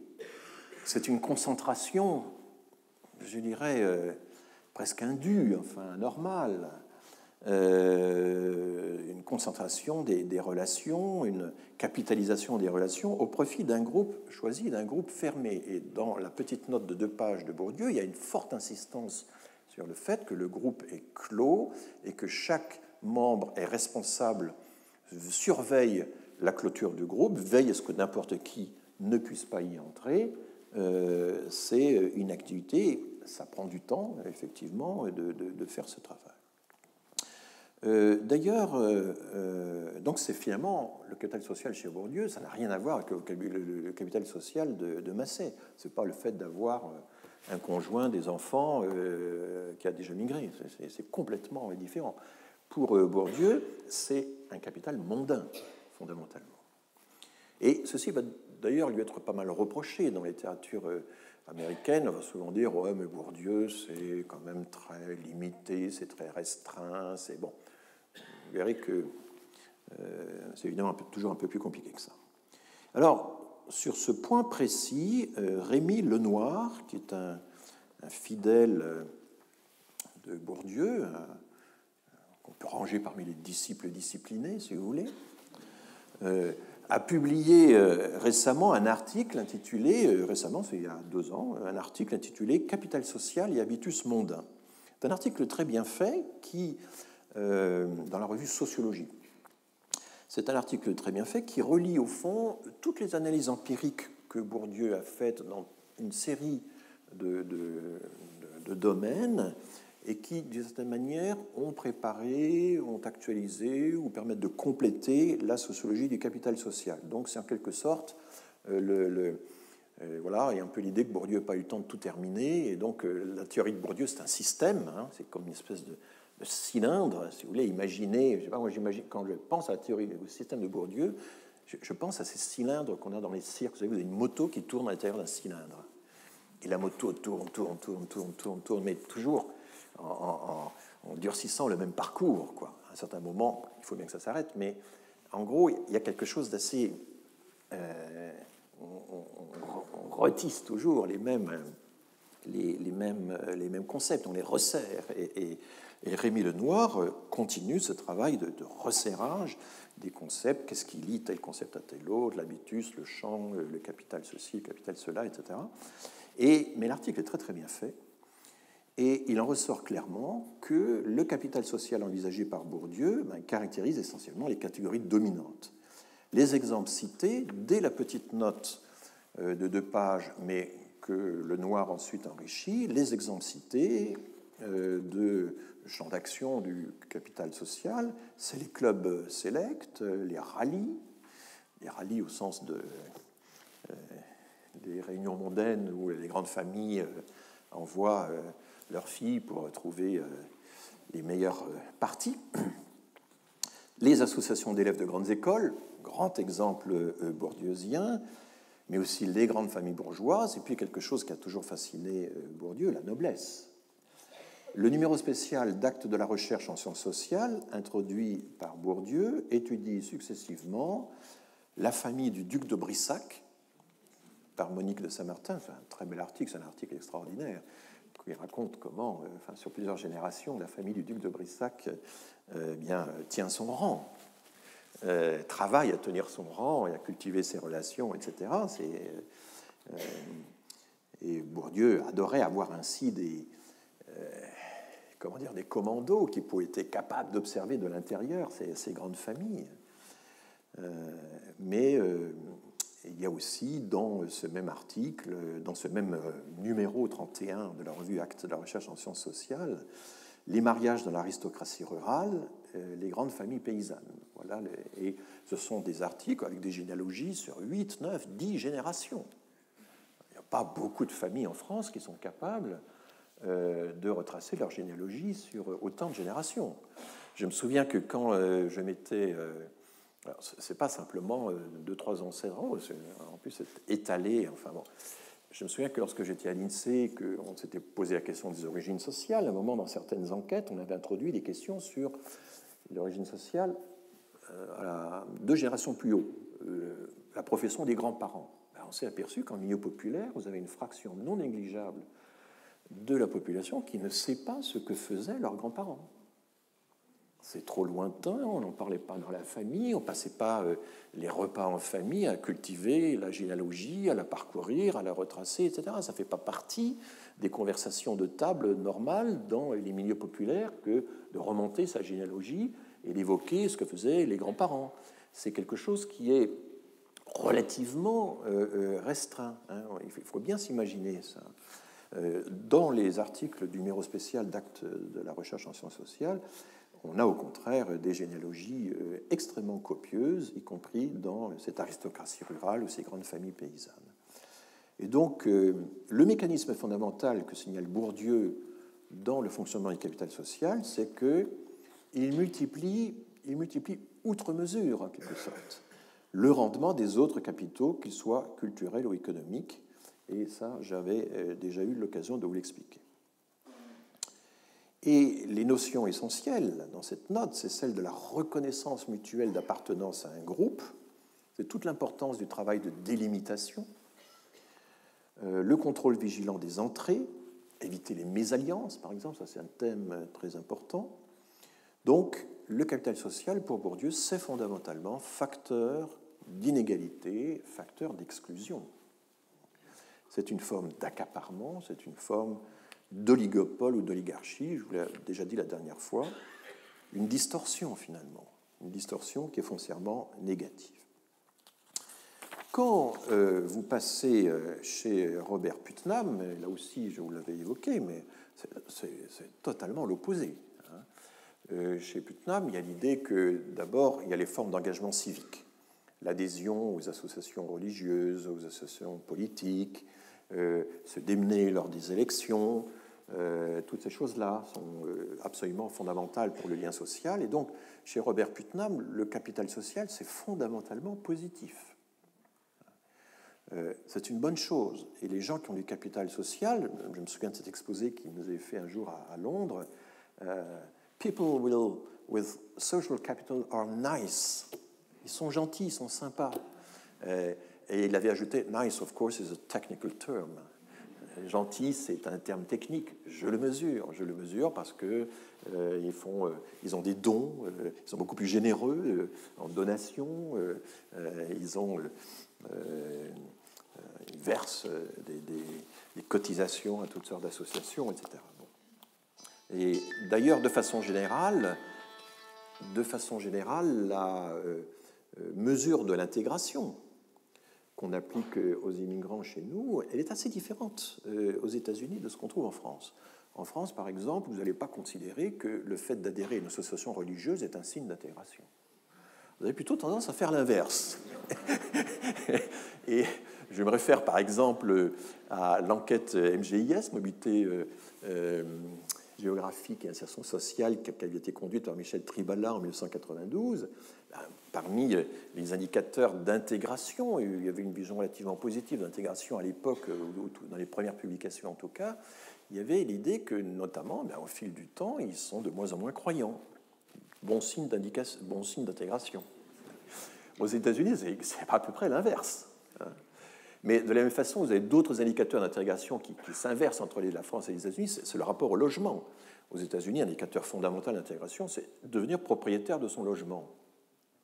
Mais en France, vous avez 40% peut-être de la population qui n'est pas propriétaire de son logement. Vous n'allez pas dire qu'ils ne sont pas intégrés. Et donc, vous voyez, il y a tout le problème des indicateurs d'intégration, je le dis au passage, c'est des choses qui finalement qui ont un sens probabiliste, qui ont un sens collectif probabiliste. Vous pouvez dire, oui, globalement, si au fil du temps, les Algériens, par exemple, se rapprochent des Français par un taux de croyances religieuses, de pratiques religieuses qui de plus en plus se rapprochent, ça prouve qu'ils sont intégrés. Mais vous ne pouvez pas, au niveau individuel, exiger d'une personne qu'elle abandonne ses croyances ou exiger, par exemple, d'une personne qu'elle fasse un mariage mixte pour décider qu'elle est intégrée ou pas. Le mariage, c'est la même chose. Vous pouvez constater que plus il y a de la mixité, plus il y a de l'hétérogamie, du mariage avec des gens d'origine différente, plus c'est le signe que le groupe se dilue en quelque sorte dans la société et s'intègre. Mais il faut faire une distinction radicale entre des indicateurs qui ont une valeur collective, probabiliste, statistique, et des indicateurs qui ne peuvent pas, et des indicateurs qui ont une valeur pour l'individu. Vous pouvez dire que si après 15 ans, vous ne parlez toujours pas la langue du pays où vous êtes installé, là, il y a un gros problème. Et il est normal que les législateurs interviennent pour essayer de faire en sorte qu'il puisse y avoir des systèmes qui transmettent, apprennent la langue aux nouveaux entrants, par exemple. Mais leur dire il faut que vous épousiez un natif, il faut que vous abandonniez vos croyances, évidemment, ça c'est différent. Dans la littérature américaine, on est vraiment très très surpris quand on a notre point de vue français de voir les indicateurs qui sont retenus, et celui de la sociabilité religieuse est un indicateur extrêmement important aux États-Unis. Il y a un livre d'ailleurs qui a été publié par Putnam, alors consacré spécialement à la sociabilité religieuse, un livre où on voit des mains en prière sur la couverture. J'ai oublié son titre, mais le mot grâce, qui donc explique que plus les gens sont religieux, c'est-à-dire impliqués dans des activités religieuses, collectives, plus ils sont intégrés dans une paroisse, etc., plus ils sont intégrés, plus ils sont nice, plus il y a de capital social, et qu'au fond, la religion, c'est un des grands facteurs qui encourage le capital social. Chez nous, on a plutôt l'idée que le capital social religieux risque de vous séparer du reste de la société. Vous voyez à quel point toutes ces choses-là peuvent peuvent s'inverser. Les arguments peuvent se retourner comme un gant quand on passe d'un pays à l'autre. Donc Putnam, dans son livre de la fin des années 90, avait conclu à une baisse du capital social aux États-Unis parce qu'il y avait une baisse des adhésions aux associations volontaires, il y avait une baisse de la participation électorale, de l'engagement civique lors des élections, et donc il en concluait à un déclin du capital social. Alors évidemment, quand vous dites ça fout le camp, c'est en train de partir, le lien social se délite, etc., ça vous attire quand même tout de suite, ça attire l'attention, ça attire des lecteurs, il a eu un très gros succès avec ça, et il a fondé une association visant à inciter ses compatriotes à développer le capital social. Donc vous voyez le professeur d'Harvard qui dit je vais... Et donc c'est la fameuse croisade en faveur du capital social qui a été mentionnée par Sophie Pontieux dans son livre. Il existe alors un autre auteur dont je vais essayer de vous parler, c'est James Coleman. James Coleman est un sociologue qui a écrit un grand livre sur les fondations, les fondements de la sociologie. Il était professeur, il est décédé maintenant, il était professeur à Chicago, il était proche de Gary Becker, c'est à peu près, ils ont professé à la même époque. Et il y a une discussion, une querelle qui n'a pas grand intérêt pour savoir qui de Bourdieu ou de Coleman a été le premier à parler de capital social. Massey pense que ce n'est pas du tout Coleman, que c'est Bourdieu. D'autres, voilà, il y a un peu un clivage idéologique là-dessus, mais qui n'est pas très intéressant. Et Coleman ne s'intéressait pas beaucoup à cette question et n'a jamais revendiqué lui-même une paternité sur ce concept. Il l'a simplement assez longuement étudié. Outre le livre de Sophie Pontieux que je vous ai signalé, il faut signaler l'article d'Alejandro Portes, un auteur dont j'aurai l'occasion de vous parler, puisque Portes est un des grands sociologues américains de la migration, collègue de Massey à Princeton, qui lui aussi vient de prendre sa retraite assez récemment et qui a beaucoup étudié les enclaves ethniques, les problèmes d'assimilation, d'intégration, etc. Je vous en reparlerai. On lui doit un article critique, Social Capital, le capital social, ses origines et ses applications dans la sociologie moderne, qui passe en revue un peu toute l'histoire de la notion, pas tout à fait évidemment dans le sens où je l'ai fait moi, mais qui reconnaît la priorité de Bourdieu et qui insiste face à Putnam, parce que la cible c'est vraiment Putnam, qui insiste sur le fait que le capital social peut être quelque chose de négatif, que le capital social peut avoir une fonction d'exclusion autant que d'inclusion, et que finalement, et c'est vrai aussi pour les migrants. Et donc Portes explique qu'en réalité, bon, d'abord, il y a des phénomènes de mafia, il y a des phénomènes de passeurs, etc., c'est du capital social, les passeurs, les mafias. Hein. Et le problème, c'est que c'est pas la face gentille et sympathique de la migration. Donc Portes fait ce rappel de bon sens, et il explique que le capital social, au début, c'est bien pour alléger le coût de la migration, pour alléger le coût de l'accueil, pour rendre plus facile la décision du départ, mais que cet allègement, au bout d'un certain temps, peut se retourner dans son contraire et peut, au fond, finalement, emprisonner les personnes dans un réseau. Et là, il faut évoquer ce qu'évoque toute une série d'auteurs qui ont critiqué la notion, que vous avez quand même beaucoup de décisions d'immigrés et ensuite de suivi de la migration qui fonctionnent avec des systèmes de dette, des systèmes de contrôle extrêmement sévères de la loyauté des migrants délégués par le groupe. Donc il y a bien une migration familiale, il y a bien une délégation d'un migrant vers le groupe, mais on contrôle sa loyauté, on vérifie que, par exemple, il renverra bien l'argent promis, les fameuses remises. Et tout ceci peut se faire avec des systèmes de contrôle collectif tout à fait drastiques, notamment des systèmes d'endettement, où là, on connaît notamment les Chinois, ou les systèmes de tontine, etc. Enfin, les Chinois ont poussé ça très loin. Donc Portes rappelle tout cela dans son article, rappelle que la notion de capital social n'est pas strictement limitée aux individus. Et d'autres auteurs ont insisté là-dessus, sur le fait que finalement, le capital social utilisé par les migrants, ça peut être aussi un capital institutionnel. il peut y avoir finalement une capacité des migrants à utiliser des instruments collectifs, et les ONG qui soutiennent les migrants, certains auteurs considèrent que ça fait partie du capital social des migrants. Donc c'est, vous voyez, une définition un peu extensive du capital social, mais qu'au fond, si vous avez des relations et si vous savez à qui vous adressez, et que notamment vous êtes capable d'entrer en cheville avec des militants bien organisés qui eux-mêmes font circuler l'information, etc., ben ça aussi, ça fait partie du capital social, ça déborde vos simples traits personnels, vos simples attributs personnels en capital culturel ou en capital économique. Donc, Portes, c'est un très bon article sur le sujet qui mérite tout à fait d'être lu attentivement. Alors, revenons sur le capital social selon Coleman. Coleman dit des choses intéressantes, même si sa vision est globalement assez optimiste. Il explique, et ça très clairement, peut-être plus clairement que Bourdieu, que, à la différence des autres capitaux, le capital social n'est pas une propriété individuelle, c'est une relation sociale. C'est quelque chose qu'on obtient d'autrui, qui ne vous appartient pas en propre. Alors que le capital humain, c'est vraiment attaché à la personne de façon irréductible. Il explique, et ça c'est beaucoup plus ouvert à la fois que la théorie de Massey et la théorie de Bourdieu, qu'en réalité ça peut opérer à de multiples niveaux. Alors là, c'est un petit peu évidemment le début de l'extension tous azimuts de la notion, de sa dilution.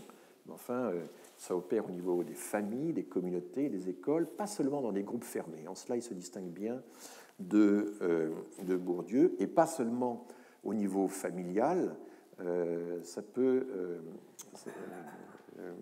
contrairement à ce que dit Massey.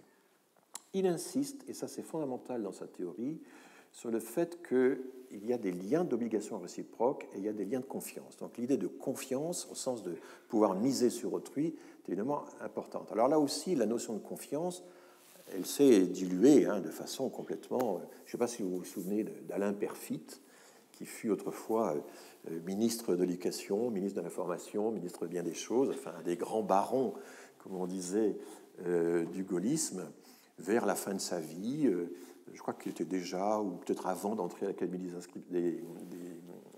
des sciences morales et politiques, avant d'entrer à l'Académie française, avait passé une thèse, tardivement, sur la société de confiance, qui était une grande thèse historique où il brassait beaucoup de choses. Il expliquait que les bonnes, les vraies sociétés, c'est les sociétés où les gens ont confiance les uns dans les autres, c'est les sociétés libérales. Vous voyez, c'est un grand thème, la société de confiance.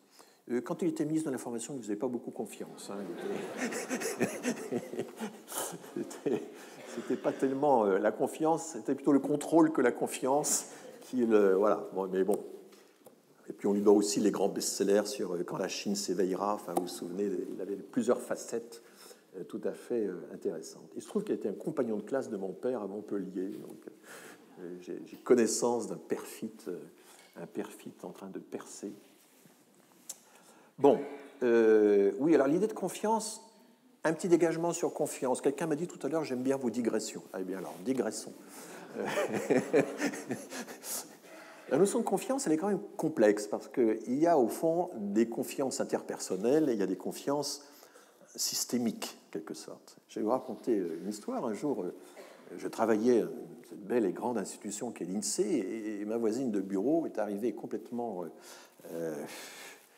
troublée, enfin ravagée, parce qu'elle avait perdu toutes ses économies. Son banquier était parti avec la caisse. Alors j'ai dit, mais qu'est-ce que c'est que cette histoire? Comment peut-on avoir un banquier qui part avec la caisse? C'était une petite banque familiale. Et je lui ai dit, mais comment peut-on mettre ses économies dans une petite banque familiale? Tu vois, moi j'étais au Crédit Lyonnais ou à la Société Générale, etc. Et elle m'a dit, ben oui, mais mes parents étaient déjà là, c'était une petite banque quelque part du côté de la rue de la Convention, je ne sais pas quoi, et du coup, moi j'avais confiance parce que c'était la banque dans laquelle mes parents avaient déjà mis. Voilà. Ça, c'est la confiance de personne à personne. Et la confiance de personne à personne, c'est formidable, mais ça a son envers qui est l'abus de confiance. Et c'est quand même très fragile. Et moi, au même moment, Je crois que j'étais bien au Crédit Lyonnais. Il y avait la grande crise du Crédit Lyonnais qui avait perdu des milliards dans je ne sais quelle obscure opération. Et j'ai rien senti passer parce que système d'assurance, de réassurance, le système bancaire, etc. Enfin bon, donc, et là je me suis dit quand même, il vaut mieux faire confiance dans les grandes institutions même que dans les petites relations familiales, même si on croit connaître les personnes. Et il y a vraiment là une différence fondamentale. Alors, il y a Niklas Luhmann, qui est un Luhmann, qui est un grand sociologue allemand, a écrit un livre sur la confiance, un petit livre sur la confiance qui a eu pas mal de succès. La confiance comme qui s'appelle juste confiance, Vertrauen, et trust en anglais. Donc, c'était très traduit et qui dit mais la confiance, c'est un facteur de réduction de l'incertitude. Si j'ai confiance, en première rencontre, j'ai plutôt envie de faire confiance. Ça facilite quand même les choses. Si je me méfiais constamment, la vie serait extrêmement compliquée. C'est pas simple, parce qu'apprendre aux enfants à faire confiance ou pas faire confiance, c'est compliqué. D'un côté, il faut dire dis bonjour à la dame, et de l'autre, méfie-toi du monsieur. Enfin, il faut quand même il faut apprendre la confiance et quand même un peu la méfiance. Et ce dernier point, c'est d'ailleurs aggravé récemment. Donc voilà, c'est pas simple cette affaire. Mais pendant longtemps, mais la confiance systémique, dont on ne parle pas beaucoup, est quand même quelque chose d'important. Et il y avait un sociologue austro-américain, Alfred Schutz, qui avait expliqué que finalement, dans le monde social, on attend que les choses continuent comme suivent leur cours, et la plupart du temps, finalement, il prenait cet exemple, les choses se passent comme une lettre à la poste. C'est compliqué, parce que la poste marche plus aussi bien maintenant qu'à l'époque où Schutz avait écrit. Vous savez que l'accomplissement extraordinaire de la Poste, c'est la façon dont la Poste a réussi à assurer le courrier à une vitesse phénoménale pendant la guerre de 14. Ça reste un des plus grands exploits de la Poste française. Mais l'idée que, finalement, je mets ma lettre dans la Poste, après je ne sais pas comment le système fonctionne, je n'ai pas besoin de le savoir, il se trouve que mon correspondant, le lendemain, paf, reçoit sa lettre. Bon, aujourd'hui, c'est plus vraiment le lendemain, mais bon. Et la confiance systémique elle-même peut être évidemment ébranlée, mais nous avons quand même besoin, effectivement, d'avoir un bon équilibre entre la confiance personnelle et la confiance systémique. Et dans toutes ces théorisations, on parle beaucoup de la confiance interpersonnelle, assez peu de la confiance systémique, qui est quand même un élément essentiel aussi du lien social. Alors ça peut varier d'un pays à l'autre. Quand on fait, maintenant on en fait beaucoup, des enquêtes au niveau mondial même, où on interroge les gens sur est-ce que, a priori, vous faites confiance dans des inconnus? Alors là, ça varie beaucoup d'un pays à l'autre, et les Français sont parmi les peuples les plus méfiants. Ils se plaignent, ils sont également, ils comptent parmi les gens les plus critiques. D'abord, je pense que toutes ces enquêtes qui posent des questions extrêmement simples sur la confiance, sur également les questions de est-ce qu'on peut faire confiance, est-ce qu'on a confiance dans les institutions, est-ce que également sur le pessimisme, il y a beaucoup d'enquêtes qui vous disent que les Français sont les plus pessimistes, c'est qu'en fait nous avons un esprit critique et que nous avons tout de même un enseignement et des traditions qui développent davantage l'esprit critique que dans d'autres pays. Ce n'est pas du tout dans notre ADN, l'ADN n'existe pas, c'est des choses qui sont socialement constituées. Il faudrait, et donc je suis toujours très méfiant quand je lis des enquêtes qui essaient de construire de grands indicateurs sociaux, voire économiques, à partir de questions aussi simples. Avez-vous confiance auriez-vous confiance dans un étranger? Avez-vous confiance dans vos voisins? Ça me paraît beaucoup trop léger. Mais c'est un peu une voie que Coleman a ouverte avec sa théorisation du capital social. Alors il insiste aussi sur le fait que le capital social établit frais des canaux réguliers d'information. Bon, ça, c'est quelque chose qui n'est pas contestable. Il insiste sur l'aspect aussi normes et sanctions, qui évoque un peu Bourdieu, c'est-à-dire que si on ne respecte pas un peu une certaine règle du groupe, il peut vous en cuire. Et puis, il insiste aussi, et ça c'est sa fréquentation des économies, sur le fait que la façon dont les individus investissent dans leur capital de relation, ça peut avoir des effets positifs, certes, mais également négatifs sur le groupe, sans que ces effets soient nécessairement volontaires. Cette idée ne va pas être tellement reprise par Putnam, qui en fait, Putnam, c'est l'homme qui va se réclamer de Coleman pour développer sa vision extrêmement positive et presque angélique du capital social. Et Coleman termine sur un point que beaucoup d'auteurs vont retenir, qui est que le capital social, finalement, a toutes les apparences d'un bien public. Et donc, il faut du coup que l'État s'en occupe. Il faut que tout le monde s'en occupe et essaie en quelque sorte de l'agrandir et de le consolider. Voilà. Alors, quand on regarde le grand rapport de l'OCDE, vous savez, celui avec les mains qui protégeaient l'hémisphère ouest, alors là, je suis désolé, c'est en anglais, mais je vais vous traduire. Il réécrit vraiment l'histoire. Dans ce grand livre sur le capital social, il y a toute une sociologie des premières apparitions de la notion de capital social. Ils expliquent que les premiers auteurs à avoir pensé au capital social, c'est Tocqueville, Durkheim et Weber. Et là, on sent tout de suite la confusion. C'est qu'en réalité, il s'agit évidemment du lien social de façon générale. Il s'agit des théorisations du lien social, mais il n'y avait pas, ni chez Tocqueville, ni chez Durkheim, ni même chez Weber, l'idée qu'on pourrait appliquer à cela la métaphore économique du capital. Ils prétendent, alors ça c'est la capacité, quand vous voulez un peu noyer le poisson, vous trouvez toujours des précurseurs de derrière les fagots. Hein. Et donc un certain Hanifan, en 1916, a parlé de capital social à propos de l'éducation des communautés locales. Et puis ensuite, ils arrivent à citer toute une série d'auteurs. Moi j'ai lu par exemple Loury, 1987, une allusion fugitive au capital social, mais franchement, ça n'a rien à voir avec Coleman ou Putnam. Fukuyama, l'homme de la fin de l'histoire, a fait une allusion rapide à la notion de capital social à propos des nations. C'est les nations qui ont un capital social. Enfin, c'est vraiment très fugitif. Et puis à la fin, on cite Bourdieu, non pas pour capital social, mais simplement pour capital culturel, ce qui est vraiment très étrange. Et là, voilà. Donc il faut savoir à quel point cette notion aussi est l'objet de toutes sortes de manipulations, finalement. C'est un peu ça qui se passe. Le livre dans lequel James Holyfield a critiqué les insuffisances de cette théorie, et notamment le fait que dans le travail de Douglas Massey, l'État finalement était quasiment éclipsé, c'est donc Migration Theory, qui en a sa 3e édition, qui est un bouquin tout à fait remarquable. Alors, je vais terminer sur l'évocation d'un auteur qui a été très important dans la théorie de la sociabilité, c'est Marc Granovetter. Je n'ai pas mis de diapositive ici, Granovetter. Marc Granovetter, au milieu des années 70, a écrit un grand article que j'ai moi-même beaucoup utilisé en son temps, qui s'appelle la force des liens faibles, The Strength of Weak Ties. Et il a mené des enquêtes sur la façon dont, par exemple, on fait des recommandations, la façon dont les cadres trouvent un emploi, par quel type de recommandations. Et la théorie est la suivante: finalement, les liens les plus productifs, les liens les plus riches en informations, ce ne sont pas les liens qu'on a avec les plus proches.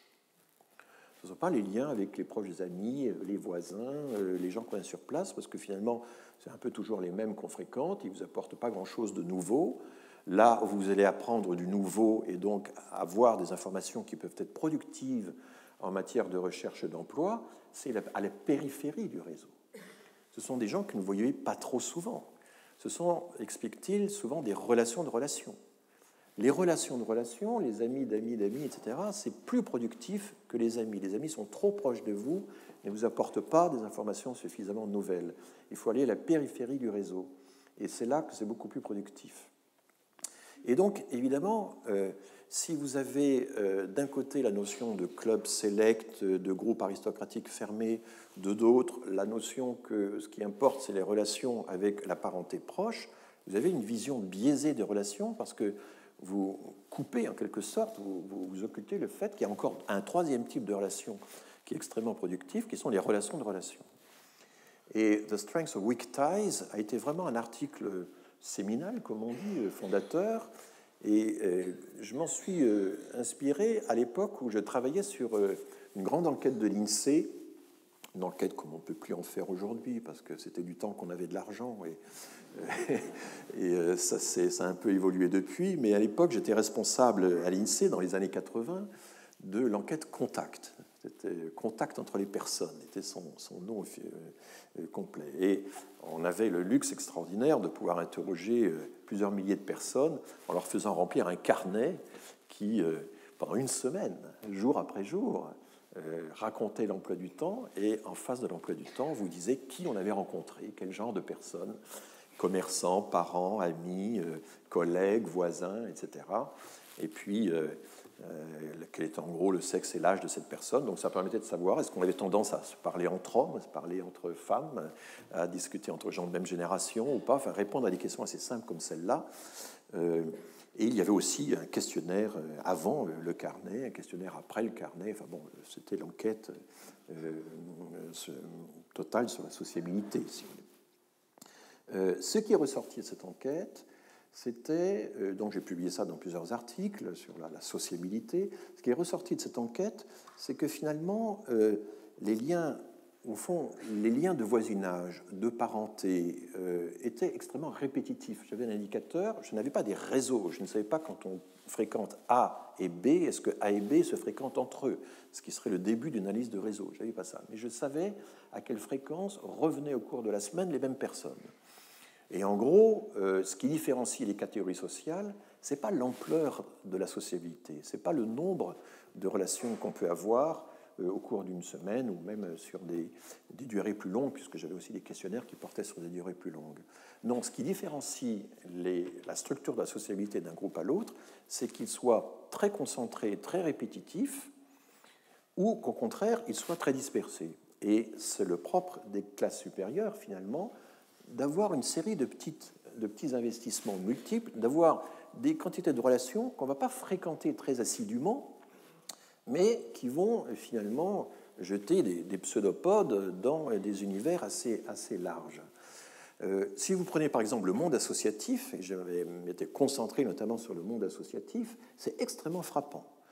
J'avais pu lister la totalité des liens associatifs pour chaque membre de la famille, y compris les enfants. Et en gros, ce qui apparaissait, c'est que dans les classes supérieures, vous adhérez à un très grand nombre d'associations, 7, 8, 9, 10 au-delà. Vous les fréquentez assez peu chacune. Vous n'allez pas passer beaucoup de temps dans les... Mais enfin, quand vous sommez la totalité du temps que vous passez dans toutes ces associations, ça finit par faire quand même un temps considérable. L'inverse, évidemment, je vais tout de suite au pôle inverse et je caricature, l'inverse, c'est la sociabilité populaire qui tend à se concentrer sur, lorsqu'elle adhère à une association, sur une ou deux associations, à laquelle on va se dévouer, dans laquelle on va passer beaucoup de temps, etc. Et donc, ça va être un investissement beaucoup plus concentré et, voilà, et pas les investissements éclatés, multiples des classes supérieures. Quand vous regardez l'ensemble de la sociabilité, vous voyez voisinage, parenté, associations, collègues, etc., vous regardez la structure générale de la sociabilité, eh bien, ce qui caractérise les classes populaires, c'est d'être très centré sur la parenté et les proches, d'avoir un ou deux amis qu'on va revoir régulièrement, etc. Et à la limite, dans le milieu, dans la paysannerie par exemple, vos proches, vos parents, vos voisins, vos amis vont être les mêmes personnes. Il y a des indicateurs d'ailleurs pour mesurer la récurrence des mêmes personnes dans les différents domaines de la sociabilité.